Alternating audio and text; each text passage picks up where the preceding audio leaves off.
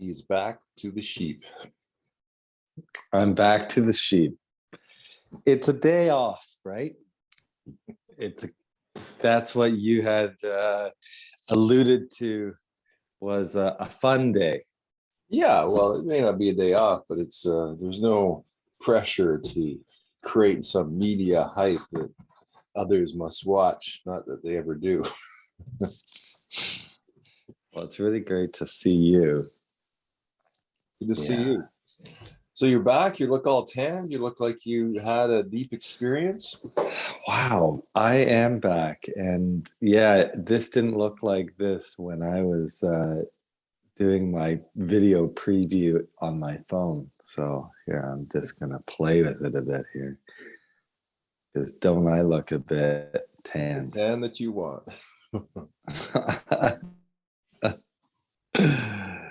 Oh, you can see me, or am I No, I out can't. here?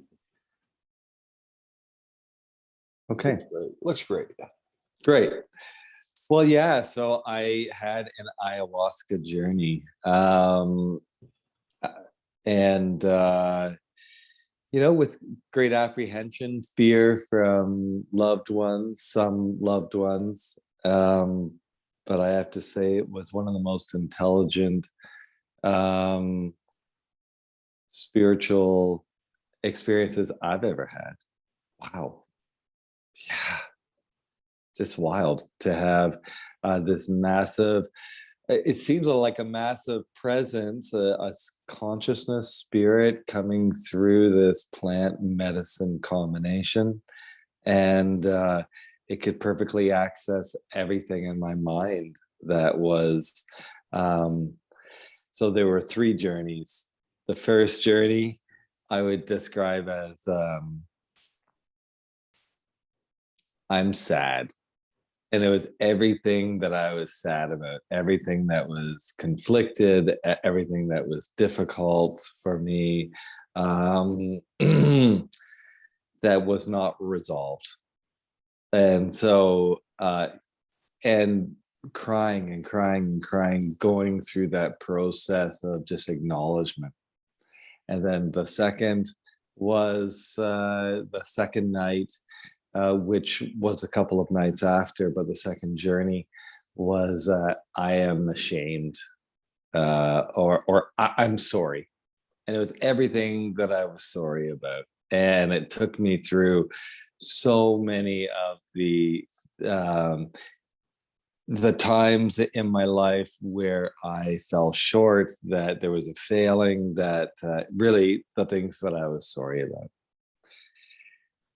And my dear friend, right before the third journey, said, well, this is your last journey. And there is things in life that people can resolve, and so you're in this healing bubble. Well, what about a cosmic experience in the midst of it all to cap it off? And that's exactly what it was. It was a cosmic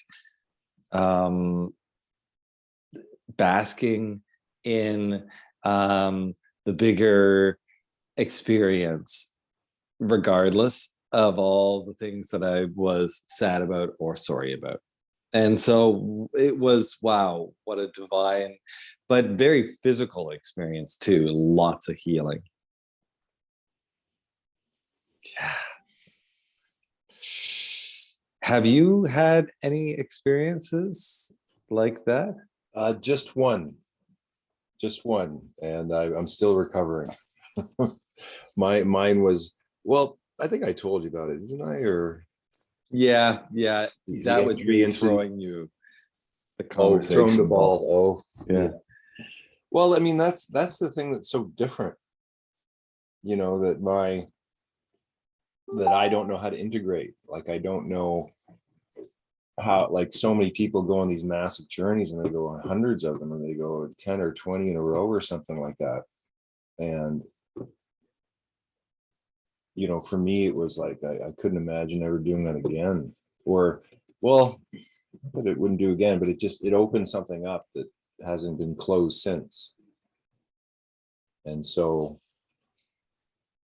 you know, every time I go on mushrooms or LSD, I go back into that sort of place where I went, that was opened up through ayahuasca. So, you know, I'm kind of, yeah, I don't even know how to deal with it. It's it is an issue, or it raises an issue of what are the bigger experiences that are initiated on the spiritual plane, on the cosmic plane, or the psychic plane of us, and are we able to actually integrate that? Well, I think it takes some real curated recompression, and being able to piecemeal our epiphanies into real life. And as you're saying, there are huge experiences that are opened up, and then how can you actually bring them into your life? And it's not just as simple as, you know, writing down the epiphanies, but it's actually, I think it can be an ongoing experience. That is what I'm assuming now coming out of it, because it took me at least a couple of weeks to even feel that I wanted to be back in the world. That and it's not that I was sad. I was actually very resolved, or like I was feeling very, very happy and present. But I was just feeling almost dead to the world and alive in my spirit. And then how can you be alive in your spirit and have a life that makes sense to you?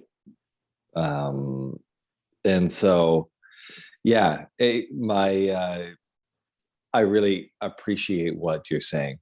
There was night sweats for me, like for I think like 6 days after, where I was just sweating all night, and I was.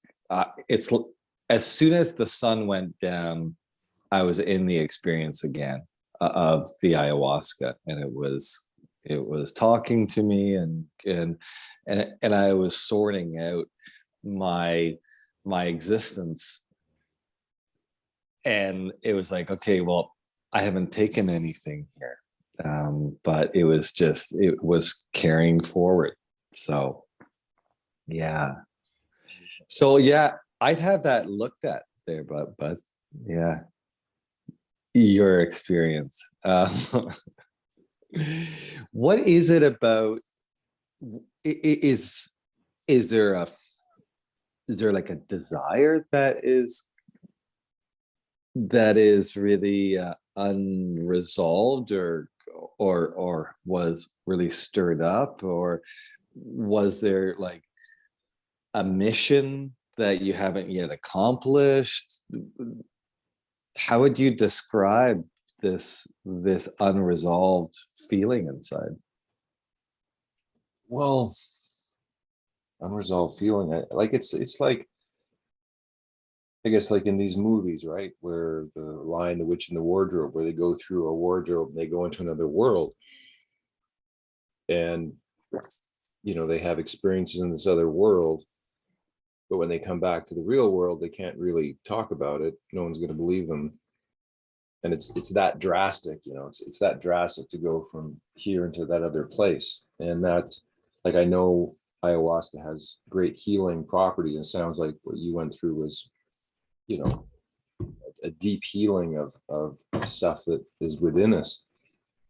And I think for me, it was like, maybe like I thought about like the wizard who wants access to these other dimensions. He wants access to something more. And so he gets it. And then all of a sudden he's like, what the fuck did I just get access to? It's not, I'm not really in heaven here. I seem to be maybe in the opposite. Like it's kind of going at the matrix level of going into the machine world and going, you know, what am I doing here? It's like being a point of consciousness. Like, remember that time I was at, I taken the mushrooms, and me and you were at that room that I had. and that you overheard me, and I was talking to that angel machine. And that was an experience that came, as a result of, okay, I take the mushrooms, I go back into this place and I see something. And it's the first time I actually saw something that was an independent entity, because usually it's just everything, and everything's you can't distinguish one thing from another because everything's just everything. But in that specific situation, there was this being, and it's like ayahuasca opened the door to it. And it sounds like maybe for you that ayahuasca opened the door, and maybe it hasn't closed the door. Like, I mean, sometimes we don't really know what we're playing with. And it's so impacted it sort of stopped my reality matrix. It stopped my sort of, I don't know, belief in this reality, but it just so shook it up that I don't think I've ever been able to resolve it, because there's never anything that explains it. And I think that's something with people who go through some deep, whether spiritual or just some kind of experience, right? If they don't have a way to understand it. And I just wonder about you. Like, I mean, sounds like you had profound, whether closure or realization around specific, huge emotional parts of your life. Do you find you're different? That, like, do you feel like those are healed? Do you feel like those are Yes. dealt with? Yeah. I know that there is, the test is in the human world. And I definitely feel a waning of certain, pure inspiration as I was coming out of it. So many of my bad habits, it was just, I just had no interest, but as life comes in, yes, there's been a huge shift. And there are other desires and karmas that I feel are pulling at me. And so pulling me back into some of those patterns for sure. The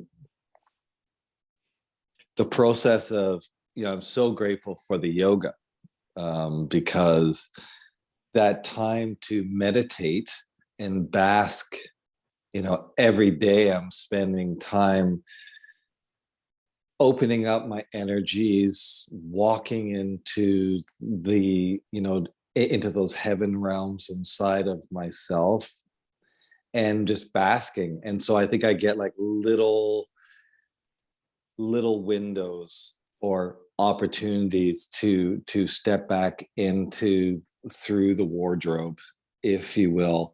And I've been doing that since. And I'm feeling like, there's like a force that's like pushing me through the wardrobe. And so I can actually be, and when it's coupled with my meditation practices, then it seems like it's taking the pressure off of it, or it's like my new normal is being in those heaven realms. And so then the intuitive sorting out of what this means can do its process, and so I don't have to fight it so much, or it's not feeling so like just big and unpieced out. And so I'm not trying to eat the whole meal just in one bite. And so the meditation seems to be like chewing away at it, because my last session was about, okay, regardless of all your upsets and all your failures, you are a cosmic being, and there is this bigger picture. And so if you've ever seen Alex Gray, he has one, I think, called Spirit Molecule, or DMT, and it's this person that's like lying back and he basically look dead, and there's this wisp of spirit that's leaving, and I felt myself leave, and like an eagle's eye view, just flying over the circumstance, my life, and just the crazy unresolved hell that we're in as humans right now. And so each time I go into my meditation, I feel like I'm actually, stepping through all my conditions, all my conflicts, and then I can spend just a bit of time in that space. And so hopefully I'm hoping that if I'm doing it a bit of time each day, that it's actually going to, it's going to be easier to be in both worlds at the same time, through the wardrobe, but also in the normal world. Because I feel like there are these two worlds, but I'm hoping that the more I spend time in meditation, that they'll just merge as one. Hoping. Hence the sheep. Man, do I look friggin', I feel like I'm broadcasting from the surface of the sun right now. I'm so friggin' red. It's just so not working. You are the king of these sheep. I mean, it's funny to have that as a hat. Yeah, right. Sheep hat. And here we are, usually attempting to not be sheep. Do you know what I find a little, not odd, but I guess, there's if you look at what you went through, there was a buildup. And me, I'm sort of, I get sort of on the bandwagon around certain things. And, the inside scoop was getting the focus of my attention. I found that, it's funny, like I just move between a lot of creative projects, and sometimes one really takes control over the others. And I think I was diving into the editing and diving into, what could we do, or what could we do if we really did it, kind of thing. And both of us have, let's say 95% of our time on other things. And, some people, they put all their time on a show, right? And they just do that show, and that's all they're doing. And then you can really, I think, see what something can become. And I found that, for that one time, or for a couple of, just again, the amount of editing it takes, it's just, it's such a large amount of work, but it really does change the nature of what we're doing. But in some ways it can take away, because I like this, like if we just did this, loaded it up, talked, did nothing else, I like this. Maybe because it's simple. We're just talking, load it, don't even worry about it. But then I've been watching these sportscasters. I've been watching the NBA finals for the first time in a long time. And and for some reason, I'm going through a lot of the analysis before and afterwards. And I guess I'm doing it more from my communication structure perspective. And so it's weird, like to hear so much attention about, okay, there's something about to happen. This is what's going to happen. We got this stat. We got this. We got this. We got this. We got this. And then the game happens. And then everyone's got to talk about what happened about the game. And this happened. Like there's so much attention from people who aren't actually in the game, but they're just watching the game. And there's only like 12 people aside on each, there's 24 people playing. And then there's millions watching, and they're all talking about it. And it's kind of like, if you take that and go into real life, and you look at COVID, and you look at 5G, or you look at all of this stuff, there's only a few people kind of really doing something somewhere. We don't quite know about it. Maybe the World Economic Forum, maybe the Bank of International Settlements, maybe the Rothschilds, maybe whoever it is, right? And then there's all of us talking about it. And the news are like, they're doing these play-by-plays, and we want to sort of be an announcer in a sense of doing our own play-by-play. This is what we see, because you're watching this game, and you're talking about the fans in sector 7G over there, and we want to talk about the fact the referee just got $20 past him from the person in the front row. Why did you see that? Why aren't you talking about that? You know, and so, but then, you know, I don't mean this to be scolding, because I think it's just in the arena we're playing in, it is very important to have the facts straight and to sort of not appear as if you don't know what you're talking about, and to really do something. But that is going to be under a lot of scrutiny. It's going to be under a lot of scrutiny from our friends, our family. If it ever gets big, right? All of a sudden, if you're Tucker Carlson, you've got, like, you gain millions of people that are ripping apart what you're saying, and, you know, maybe millions or hundreds of thousands supporting it. So, I mean, let's say we did go into the arena, and, you know, what does that mean in our lives? Like, if you want to be a health practitioner who's helping people with emotional trauma, and you whatever your plans are, that may not take into account being a well-known celebrity in the conspiracy world who is bringing attention to Joe Biden's son in such a way that all of a sudden the CIA are looking at us, you know, like going, those guys just figured the whole thing out and put it all in a way that no one's done it before. We don't like them. You know what I mean? Like, who wants to be on the bad terms of, you know, the US government or anybody, right? But that's kind of what we want. Like, you want to bring attention to the scamming. So I'm just wondering that, to go up to that and then to sort of disappear into the real, into the land of healing and into the land of spirit, into, you know, away from the bullshit, and deep into your own internal world where your truth might be, you know, fuck it all. I don't want to deal with this bullshit. I just want to live a simple life. You know what I mean? Yeah.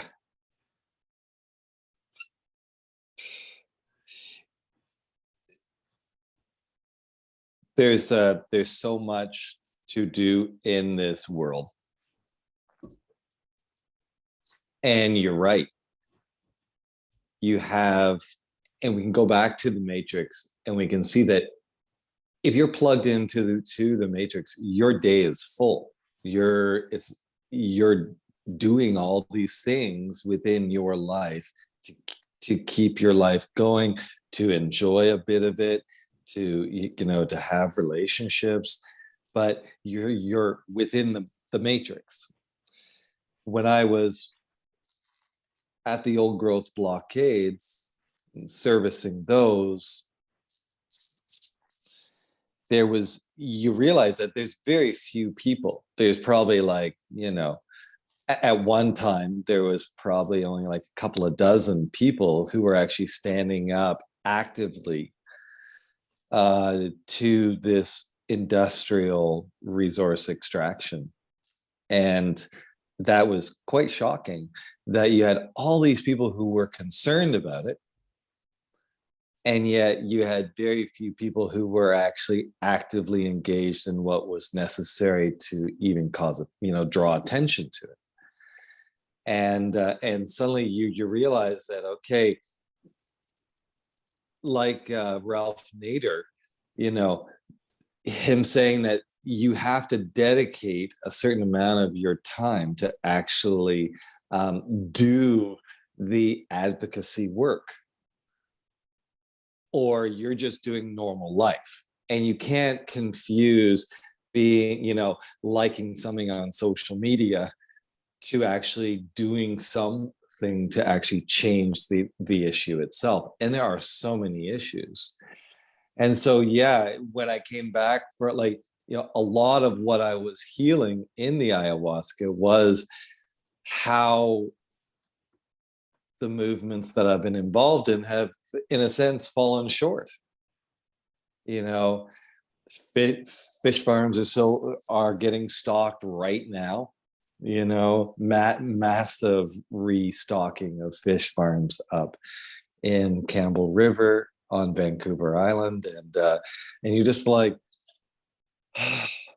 and I didn't realize the amount of burden that I was holding for all of the failures that I've done more than probably safely like 90% of the world or our society has done, perhaps, regarding direct influence.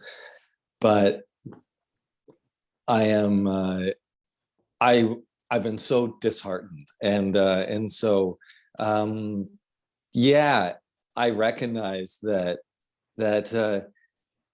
I'm at a crossroads, you know, going in, and actually I think we could make a real niche in the conspiracy world. I hate that term, but that is but it's kind of a good um market term. um and yet, you know, I have family business that has yeah, that needs moderation, or begs for moderate exposure. And so yeah, after the ayahuasca, it seemed like, oh, what a relief to be in my simple life. And then I'm like, oh my God, am I that guy in the Matrix that he's like eating the steak? I know it's not real, but it tastes so good. Oh man. Yeah. He's such a special character. You know, I think is it Cypher? Mm-hmm. His name? The guy who didn't want to, you know, again, like when he speaks about, you know, eating the gruel and always under Morpheus's rule and living on a crappy metal thing that's being attacked by all these other metal things, you know, just, or you could choose oblivion, but you don't know it. At the time, I thought he was quite the evil one, but the more you think about it, He's a part of us. for sure. I mean, it's our comfort zone. I mean, I see it. I see it so much in myself. Well, I'm fascinated by this MBA. Just a little side note here, you know. Yeah.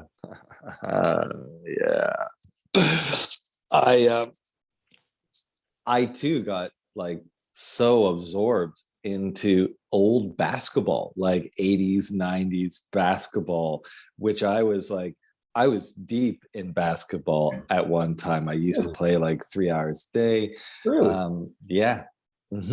I was like captain of the team in High school. Middle school. I became a musician in high school. Okay. So you're talking grade 7 and 8. Yeah. You were the man. I was the man. And then you gave it up. And then I gave it up. I didn't even try out for high school. I went from captain to not even, because of the music. I decided to dive in, but I didn't really realize, oh yeah, you could do both. And I friggin' love it. And it's strange to be, and I'm trying to sort out, and you can help me with this, I hope, what is just going back to confirming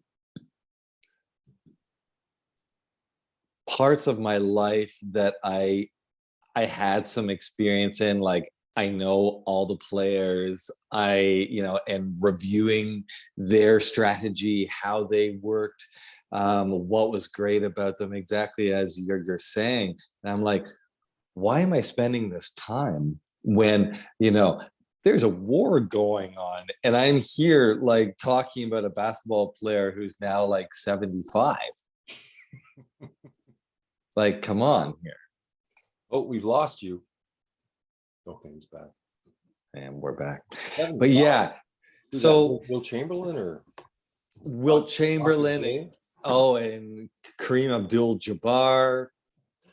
Back in the day. Back in the day. Oh, with the sky hook. You know that the sky hook is still the undefeated technique. Nobody can do anything about it. No, and not many people use it.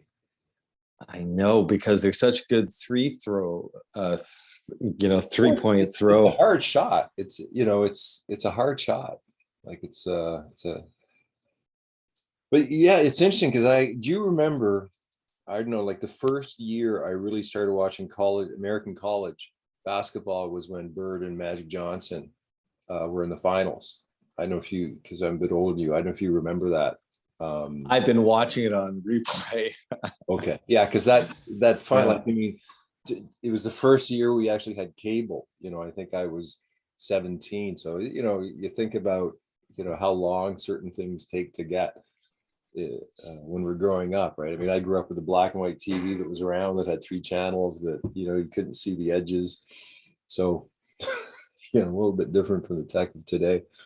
But that just watching Larry Bird play while I was in high school playing, and Matt, it was just, these guys were like, everybody was talking about it. Everyone, that game changed basketball in a sense, like, because as soon as Larry and Magic went into the NBA the next year, the NBA changed. Like they were just like icons. Like, and they're maybe look at Michael Jordan, like he was like Jesus, like him and sort of Michael Jackson. But I mean, when Jordan went anywhere, like the whole, he is the top of the food chain in the sense of basketball greatness.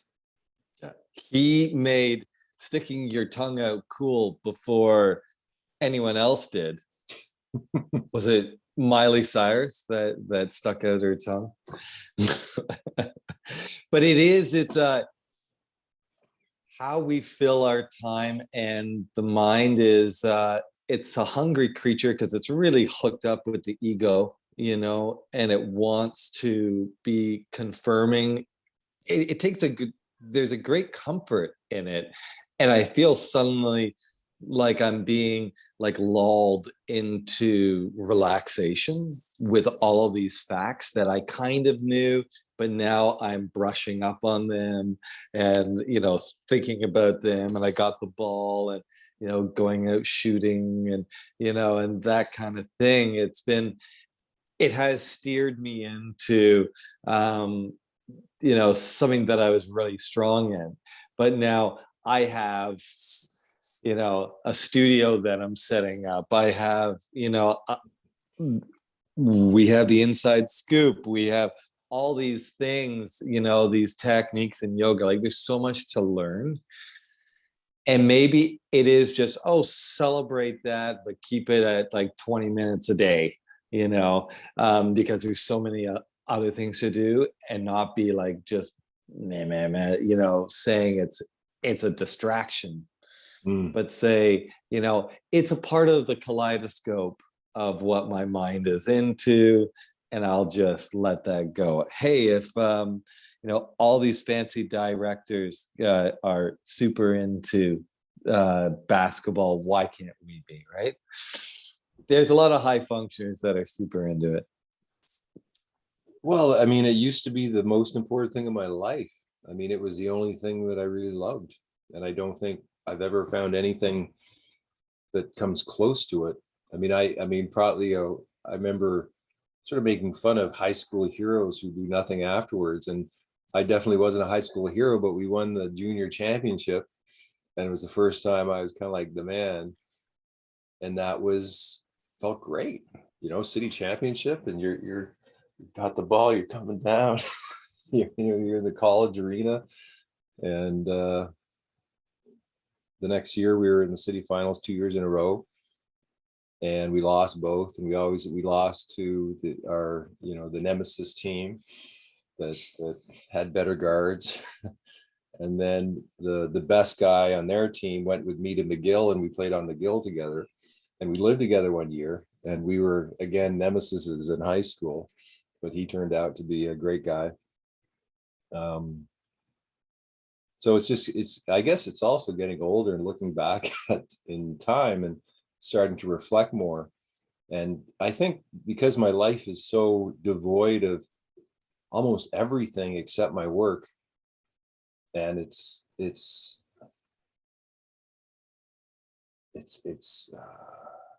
so barren.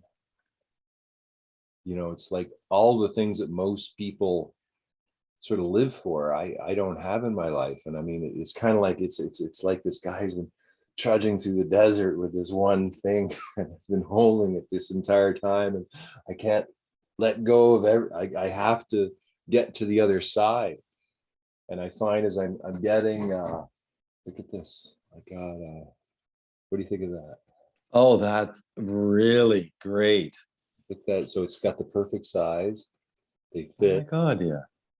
So these came from China. I got 1,000 of these, and I got, so I'm trying to keep it like really simple. Like it's going to have the top same as that, but just simple. But the cars don't usually come in these things, right? So I have Yeah. 4 of them in a nice box. And then I'm not sure if I sent you, I've been working on actually a new set of cards that are kind of like, Oh, wow.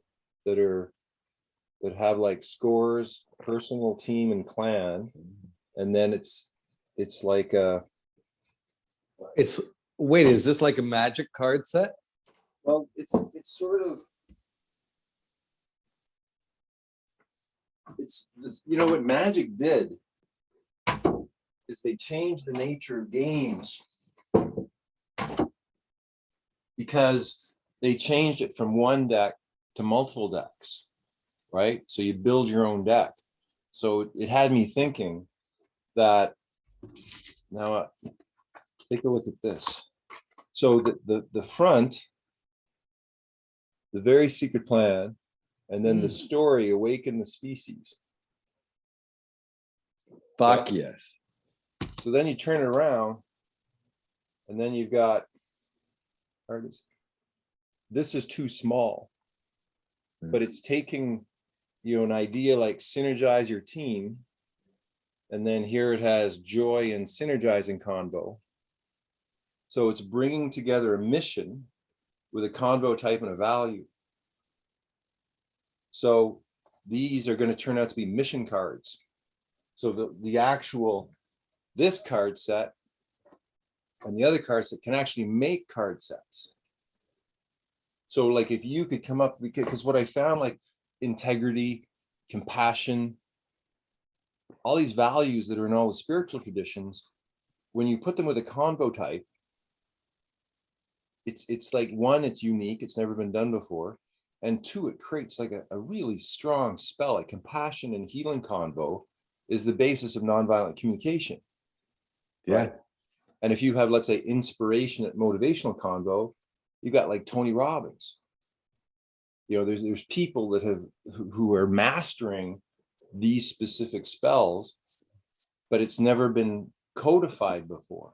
So it's coming in that it's like, this is a codification, a communication codification system. But then you can, like, here's one: claim your sovereignty, freedom, and upgrade. You know what I mean? Like it's like, oh wait, it's an upgrade combo. Freedom's a value. Claim your sovereignty. It's like a triad. It's like bring this conceptualization to actually giving a mission where you're going to learn how to do this. So then the idea is, then you have a website, click. And I know this guy, Cameron McSorley, who's focused on sovereignty, and there's also Morris Amos from the First Nations point of view. So then you'd have a website that clicks to the mission. And so then when you do the mission, you get these points. And so then you have these decks of cards of all the missions you've done. And you got decks of cards of missions you haven't done. And then trying to come up with a game kind of thing where if you and I met, we bring our cards, we sit down, and we sort of, like magic, we sort of play out a game. I haven't quite figured that part out yet, but just this thing, it's like, it isn't, because these cards, they're kind of boring, but these cards are like, I think, evolutionary. Anyway, that's the late, like I'm just changing the deck to a 4x6 because these are too small. You can't really read the writing. Wow. What a thing. And this is what I'm seeing is, that people are on their own missions.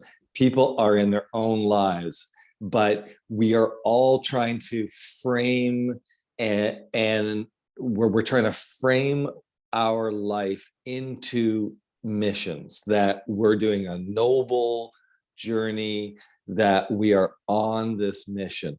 And so we're trying to frame it, but we're also trying to unlock the motivation key.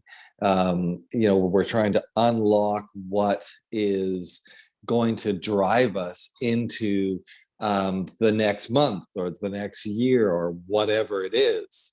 And so to be able to know that as I'm doing my life, I keep coming back to, okay, this is, in that case, I'm reclaiming my sovereignty here. This is what I'm trying to do, regardless of what I'm doing in my life. This is actually what I am accomplishing through doing that.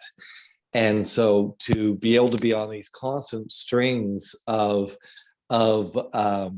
missions where you're completing, or you are earning these cards within the deck, because everyone wants to complete something. So if you give them the opportunity to complete a deck, that's what they're going to do.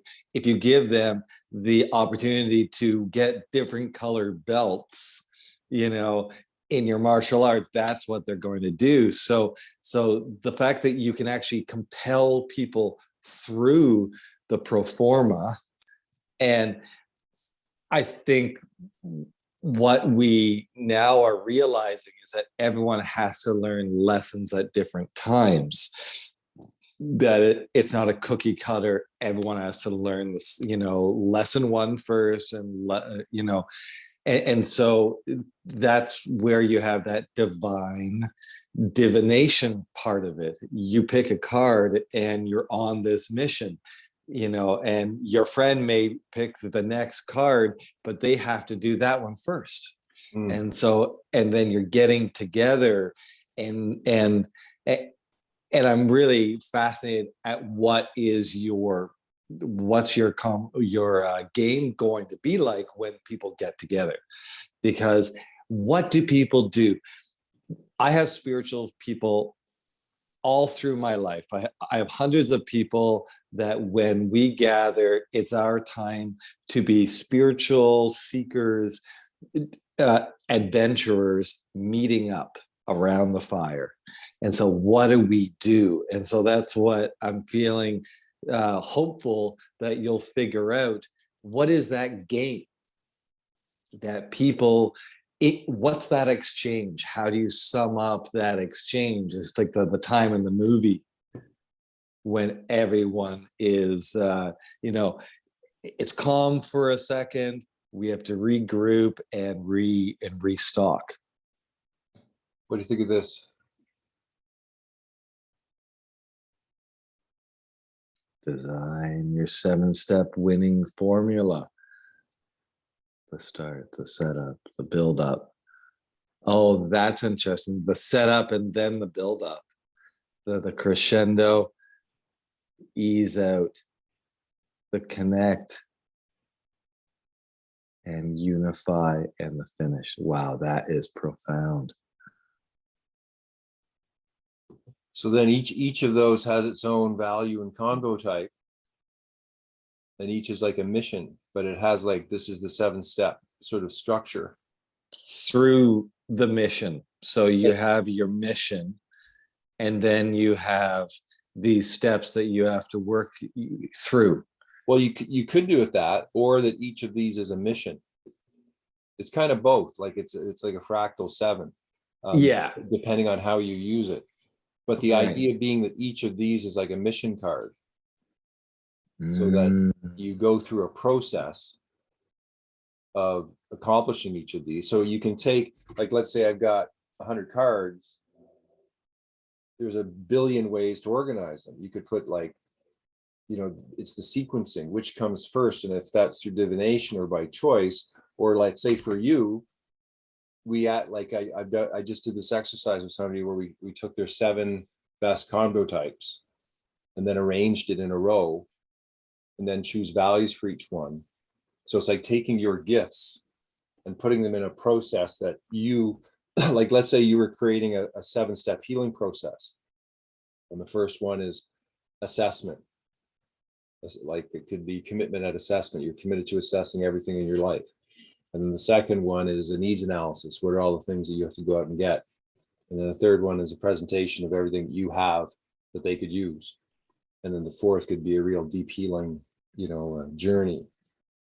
So each one of these is part of your process that you take someone through. So maybe it's $1,000 to go through all 7 or something like that. And you sell that as a package.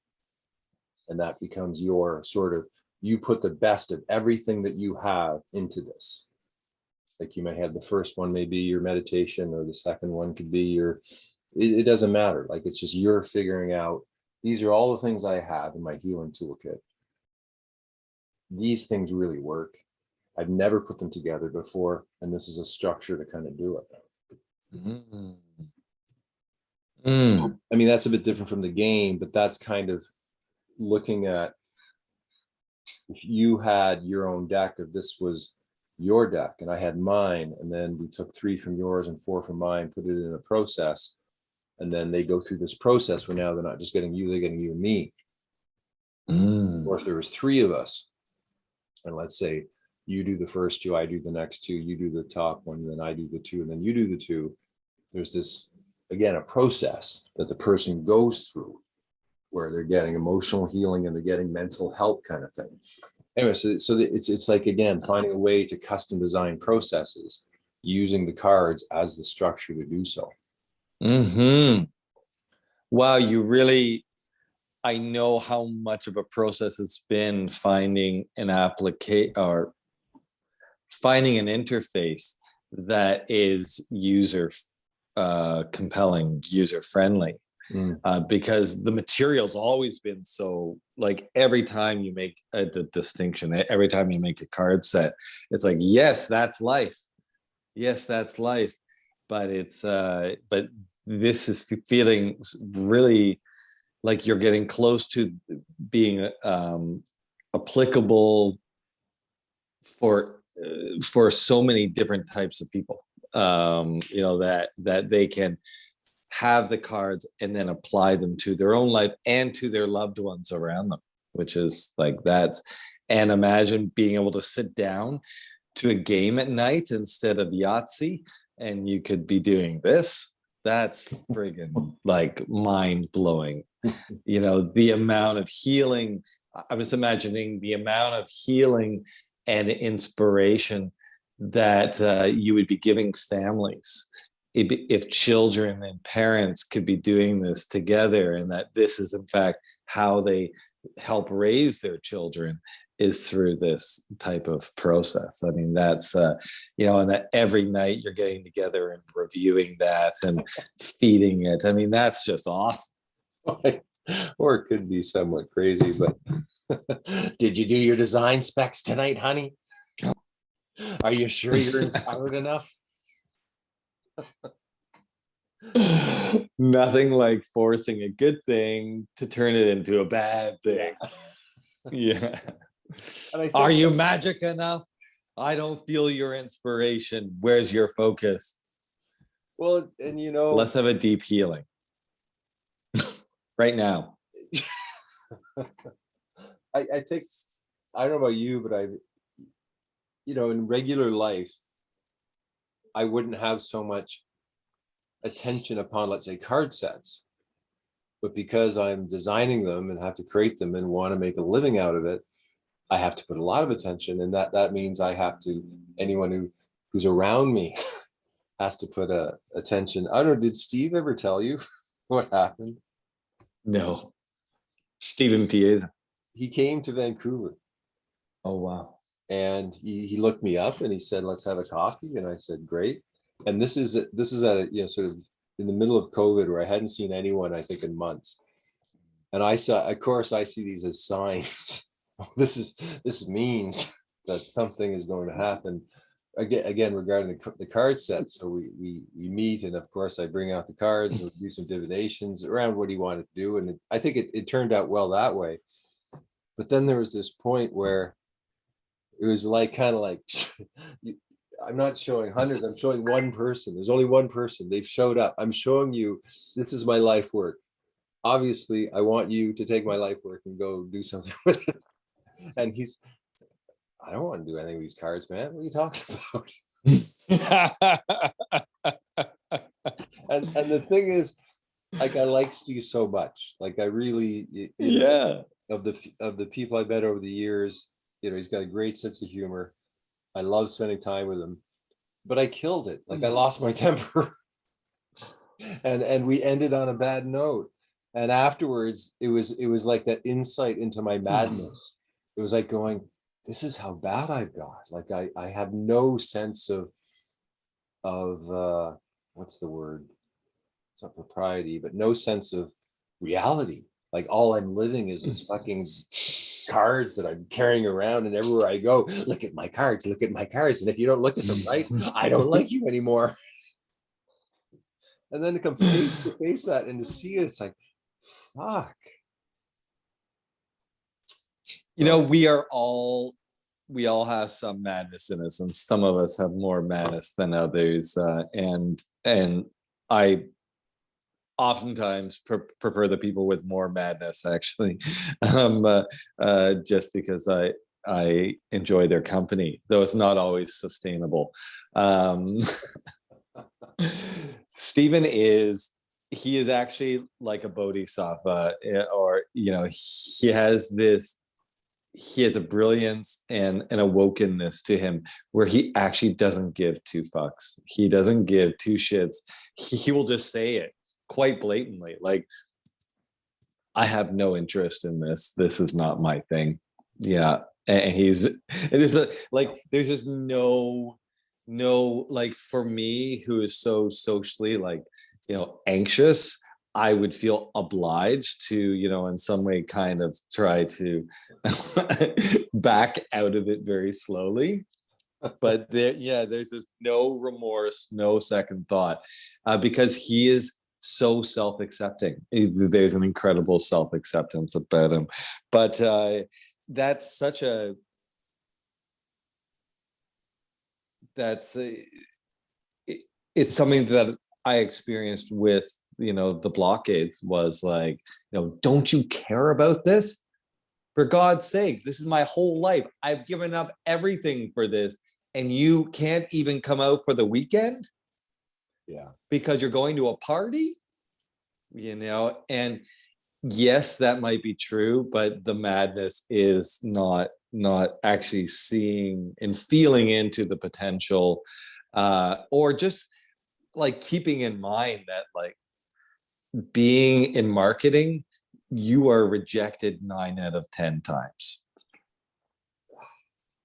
So Yeah. so true.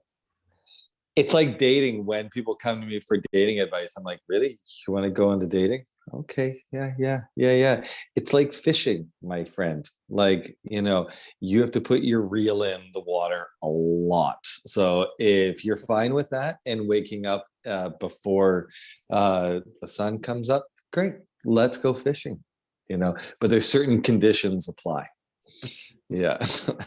Remember to put the worm on the hook.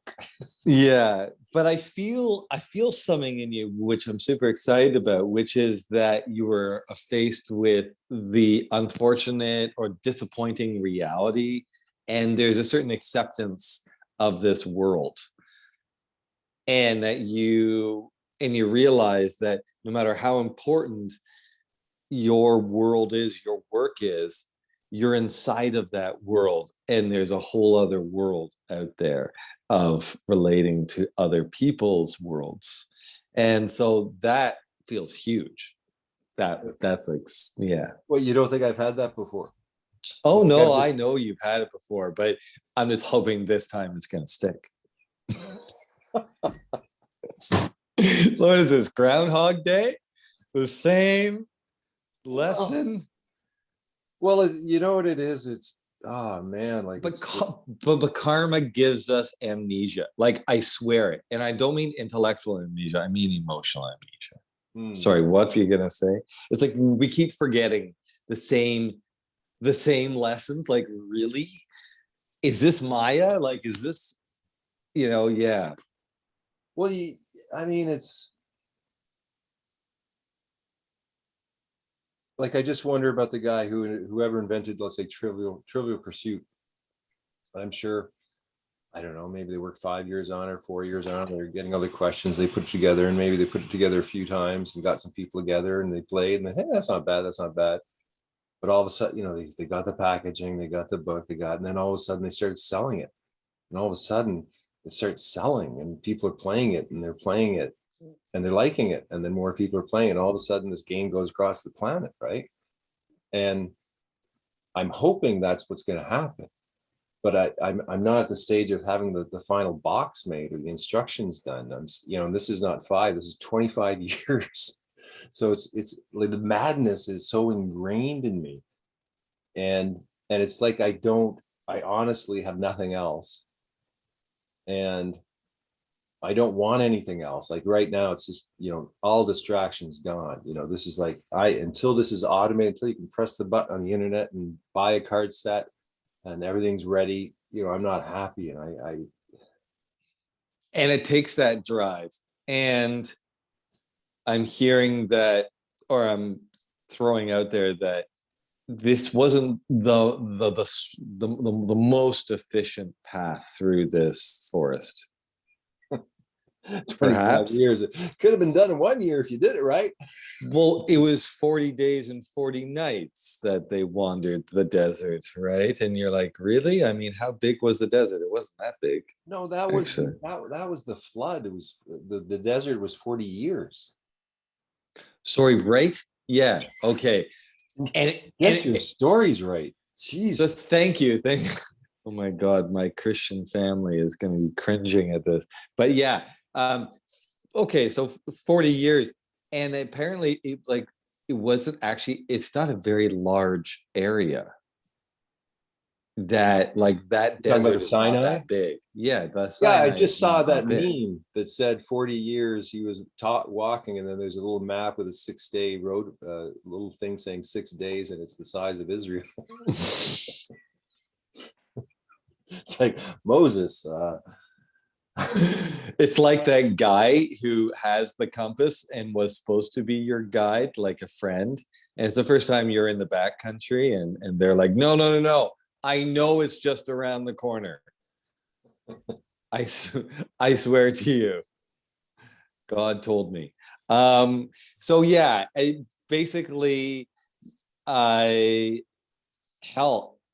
been doing a website for the last 2 months. I've been building out just the words for it. And my God, it is a lot more work than I thought it was. And especially if you're trying to do it alone, good luck. Most 80% of the people won't even get through it, the process of building it. And so it's, yeah. Well, if I can add, I'm working on 4 websites. I'm 4 websites.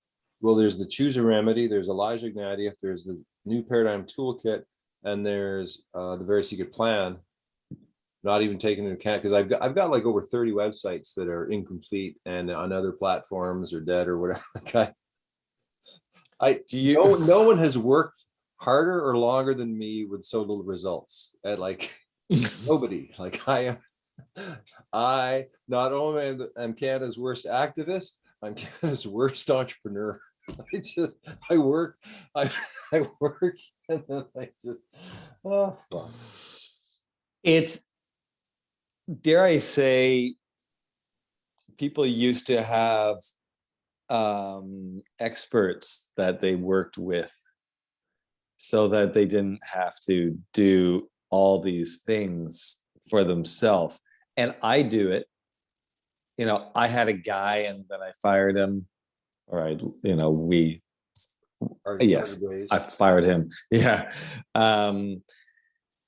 But I'm realizing, no, I do need someone else to do certain things, certain tasks. And it's just, some people say no, the model of the entrepreneur doing everything on their own, for sure. For some people, yes. But I do think there is a place for actually getting other people on your team. Now, I don't know how you would recruit those people, how you would pay those people. Maybe you pay them in percentage of your company. Well, could be. I mean, that's I've got a potential contract with this university in Hong Kong that I have to do something with the next 2 days or I lose it. And they have a very strong contract. And the contract is they own everything that's made. And so that stops me from using any of my own work because I don't want them to own it. Yeah. And so it's kind of like, again, like there's these until you really know what your shtick is, at least for you, you know what your shtick is. You're selling this, it's your time per hour. This is what they get. That's what it is. You can sell it, right? But for me, like I've got all these bits and pieces that haven't quite been put together. And I had someone came up to me and actually asked to be my mentor a little while ago. And not for me, yeah, me to be her mentor. And then we did that winning formula. She did a sort of like, I just sort of winged it each time. And each time is like, there's always tons of things to do. And then we just did this winning formula to put her gifts in it. And it's just like, it nails it. Like, it's simple. You take the combo types, choose your top 7, do a divination or choose an order, pop them in this order. And then the idea is that everyone has a winning formula. Everyone has something they can take a client through where they're giving them a great experience using your gifts, using what you're good at. And so I've got a way to custom design that for anybody, right? That fucking is gold, right? To me, That is gold. Like that is like, I'm coming amazing. To the end of, it's not just the card set, it's what you do the card set. It's not just what you do, it's you do this specific thing with it. And that's where the gold is. So yes. And that's what I felt like was missing. The boards were so big and unruly almost. Yeah. And so those are still phenomenal, and people should have that coming down from the attic when the whole family wants to have a good fight. Right, spring equinox or something, and it's like, let's divine the next year. Fantastic. What should we plant? Wow, I am how about this? Because to me, like, we don't just want to sort of point our fingers at the bad guys and go, look what they're doing, which is essentially what we've been doing. We want to have a solution. We want to have something that's going to work. We want something that's actually going to do something about all those horrors that we see. And so to me, that solution is we get empowered. We get empowered with building our own things, being entrepreneurs, and being able to sustain ourselves outside of their system. And then to do that together, and that to do that in the bigger togethers in such a way that you have wealth, you have infrastructure, you have power, you have something to deal with these larger forces with. And to me, it's got to start with, again, yourself and figuring out a way to make a living within a new paradigm. And so this is it, this 7-step winning formula. Like, the winning formula is it. And so let's say we do it with you as part of this process of showing people, this is the way out, right? Because I need to take certain people and to make it visible and to go, this is what you do, this is how you do it, and we're doing it, and now you can do it, kind of thing. I would love to be your poster child. With that sheep, and you got to have a sheep right above your head, and then right on the sheep you write product of the inflow matrix.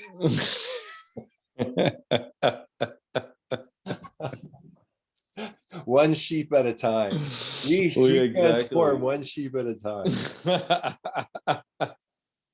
We could do a whole marketing campaign and have like a herd of sheep, and then we have you in a sheep uniform and some ears. We go, hey, do you want to leave that matrix? You look up and go, oh yeah, I don't want to be like these guys anymore. They don't get me.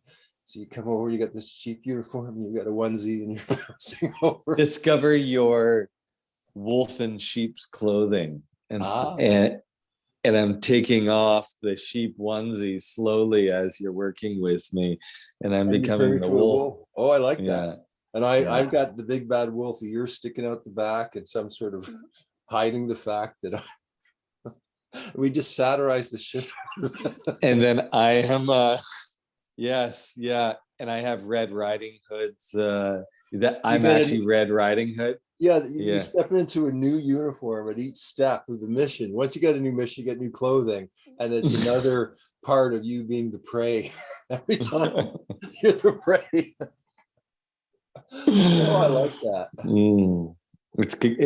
It's really going to be great. No, I'm here to officially accept the proposal that I be that. Okay. Yeah, yeah. Okay, well, how about this?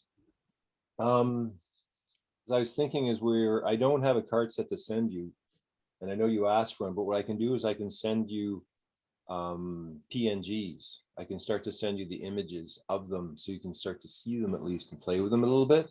And so what I'll do is I'll send you the values and the condo types as PNGs. And then the next time we chat, I'll take you through the process.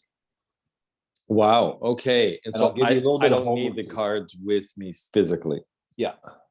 Okay. Okay. Great. Oh, it's okay. Well, I'm a customer. I have limited time, but I am so excited. Yeah. Yeah. I'm looking for the next factor. Okay. You know. Okay. I haven't been this excited since Awaken the Giant Within, the CD box set from Tony Robbins. Tony. Well, as I said, I want to be the next Tony Robbins, but for conspiracy people. And I want to be able to motivate conspiracy people to create a new paradigm. And I need your help to do that, because I actually lose rapport with most groups within about 5 minutes. Great. Okay, but that's when I get rapport is after 5 minutes. So it's going to be really good. Yeah, just like a baton, right? Yeah, like a relay race. Yeah, like I definitely need help in the group space. Holy shit. I love that space. That's a space that I get really jazzed in. And so let's I believe in this product, and I'm looking for a new product to rep. So yeah, it's that the cricket protein. Yeah. I got to say something here is that like all these primal health people are like, I understand that you're upset about the WEF and Bill Gates and this whole the synthesized meat thing and how that's a bad thing. Yeah, it is a bad thing in my opinion. But, dissing eating bugs, guys, you got to try it. You got to try it for yourself, and don't believe the memes. Oh, the WEF, they're trying to make you eat bugs. I eat bugs by choice and I love it. Okay. You're going to be the insect guy. You're going to be the front man. And all of a sudden, the only thing they're going to know is that inflammatrix guy? No, that's the bug guy. He eats bugs, man. I eat handfuls of roasted bugs, like with chocolate. Not always with chocolate. Sometimes I'll put like a little Mexican flavor on it, and some mesquite occasionally, but no, it's the next popcorn. Well, it sounds like a good place to leave it on that one. Great. Okay, perfect. We can. Hey, I think this I may still.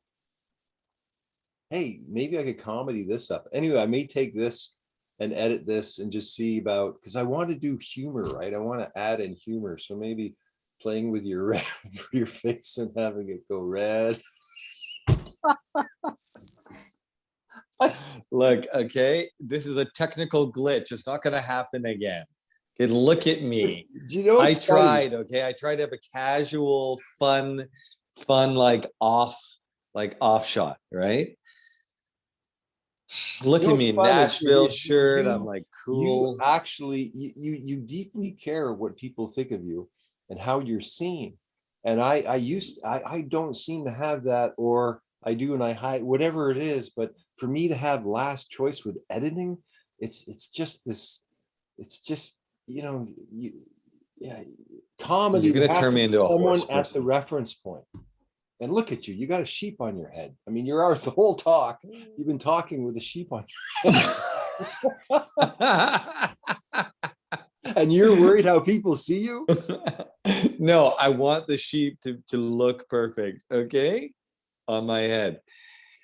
Hey, I guess we'll talk about the how close each of us got to joining the Conservative Party to vote for the Conservatives, the head of the Conservatives. Yeah, we can talk about that next week. Okay, great. Great to see you, Mr. Yogi Shambu. It's so good to see you. The Love inside you. scoop. Okay. We didn't have a beginning. We didn't have a post. We just had this. It's done. That's It's it. in the can. This is the show. This is it. But It's a I good think I'm show. going to edit it. I need to have some humor. I need to have some humor. See you, my brother. See you.